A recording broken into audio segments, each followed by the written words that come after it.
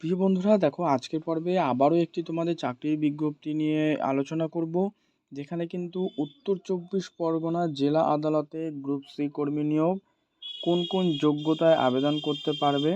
এখানে কিন্তু প্রতি মাসে বেতন 32,100 টাকা থেকে শুরু, যেখানে পশ্চিমবঙ্গ রাজ্যের উত্তর চব্বিশ পরগনা জেলা আদালতের অফিস থেকে গ্রুপ সি পদে একাধিক কর্মী নিয়োগের একটা বিজ্ঞপ্তি প্রকাশিত হয়েছে। যে সমস্ত চাকরি প্রার্থীরা এখান থেকে কম্পিউটারে বিষয়ে যে সমস্ত চাকরি প্রার্থীরা কম্পিউটার বিষয়ে দক্ষ হওয়ার পাশাপাশি যে কোনো স্বীকৃত বিদ্যালয় থেকে অন্ততপক্ষে উচ্চ মাধ্যমিক পাশ করেছেন, তারাই কিন্তু অবশ্যই এই পদটিতে আবেদন করতে পারবে। জেলা আদালতের বিচারপতির অফিস থেকে প্রকাশিত এই নোটিফিকেশন অনুসারে সমস্ত তথ্য বিস্তারিতভাবে আজকের এই পর্বে আলোচনা করব, তাই পর্বটি অবশ্যই শেষ পর্যন্ত তোমরা দেখে নাও। প্রথমেই বলি, পদের নাম হচ্ছে স্টেনোগ্রাফার গ্রেড 3, যেখানে শূন্য পদের সংখ্যা কিন্তু দেওয়া রয়েছে 19টি। স্ক্রিনে তোমরা এখানে দেখে নাও, ঠিক আছে। এখানে মোট শূন্য পদ 19টা, এই যে এখানে কিন্তু দেওয়াই রয়েছে 19 ভ্যাকান্সি রয়েছে এখানে, ঠিক আছে, এই যে এই জায়গাটায়। এবং কোন কোন কারা কারা অ্যাপ্লাই করতে পারবে সেটা দেখে নাও। ক্যাটাগরি আর ভ্যাকান্সি ব্রেকআপ যেটা দেওয়া রয়েছে এখানে রয়েছে কিন্তু ওবিসি ক্যাটাগরি এ দুটো, ওবিসি ক্যাটাগরি বি একজন, ঠিক আছে, শিডিউল কাস্ট অর্থাৎ এসসি এইভাবে 3জন প্রত্যেকটা এখানে দেখে নাও। আনরিজার্ভ রয়েছে 6টি, আনরিজার্ভ ইসি রয়েছে 3টি, টোটাল ভ্যাকান্সি কিন্তু 19 জন এখানে দেওয়া রয়েছে। তো এসেনশিয়াল কোয়ালিফিকেশানগুলো কী কী রয়েছে এগুলো জানাবো। তার আগে তোমাদের এখানে বলি, দেখো যে ক্যান্ডিডেট যেটা এসেনশিয়াল কোয়ালিফিকেশনের মধ্যে দেওয়া, মানে এখানে তোমাদের যদি আবেদন করতে হয় তাহলে কিন্তু যে কোনো স্বীকৃত বিদ্যালয় থেকে অন্তত উচ্চ মাধ্যমিক অর্থাৎ দ্বাদশ শ্রেণী পাস কিন্তু তোমাদেরকে করতেই হবে। আর এর পাশাপাশি কম্পিউটারে জ্ঞান থাকতে হবে, যেখানে প্রতি মিনিটে কিন্তু 100টা করে শব্দ তোমাদের শর্ট হ্যান্ডের স্পিড এবং 30টি শব্দ প্রতি মিনিটে কিন্তু তোমাদেরকে টাইপ করতে হবে, অর্থাৎ টাইপিং স্পিডটা থাকতে হবে।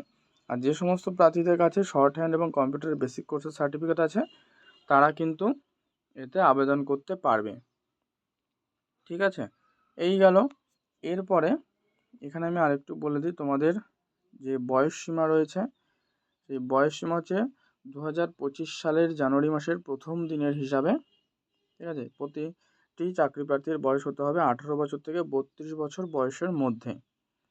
আর এক্ষেত্রে সরকারি সংরক্ষণের নিয়ম অনুসারে সংরক্ষিত শ্রেণীর যে চাকরি প্রার্থী যথাযথ পরিমাণ বয়সের ছাড় দেওয়া হবে।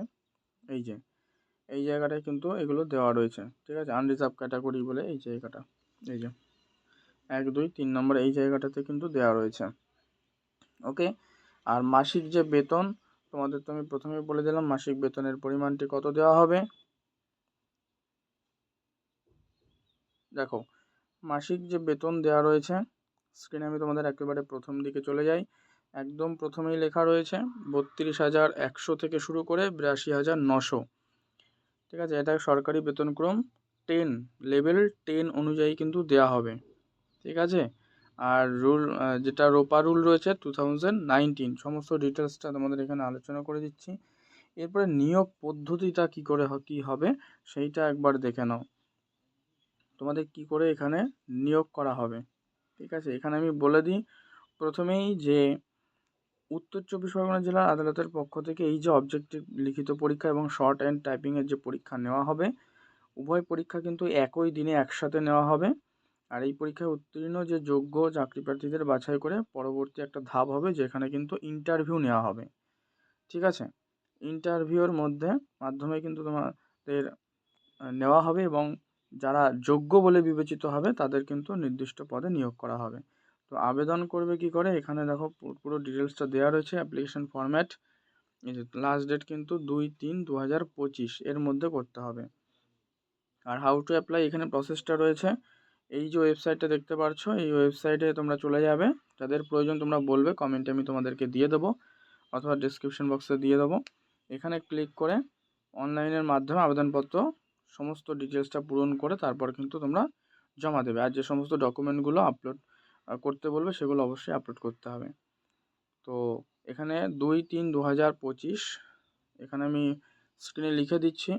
দেখো তোমাদের যে লাস্ট তারিখ 2/3/2025, ঠিক আছে, এর মধ্যে তোমাদের কিন্তু ফর্মটা ফিল আপ করতে হবে। আর আবেদন ফি বাবদ দিতে হবে কত? দেখুন, আবেদন ফি বাবদ তোমাদেরকে দিতে হবে কিন্তু 1000 টাকা করে। এই যে জায়গাটা মার্ক করে দিই আমি, তাহলে আরও তোমরা ভালো বুঝতে পারবে।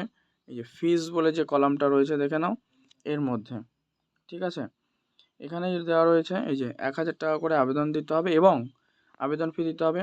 আর 500 টাকা করে দিতে হবে কাদের? যারা SC ST EWS এবং ওয়েস্ট বেঙ্গল ক্যান্ডিডেট যারা রয়েছে, ওয়েস্ট বেঙ্গলের এই SC ST EWS তাদের কিন্তু 500 টাকা করে দিতে হবে। কিভাবে? অনলাইন পেমেন্ট গেটওয়ে মাধ্যমে।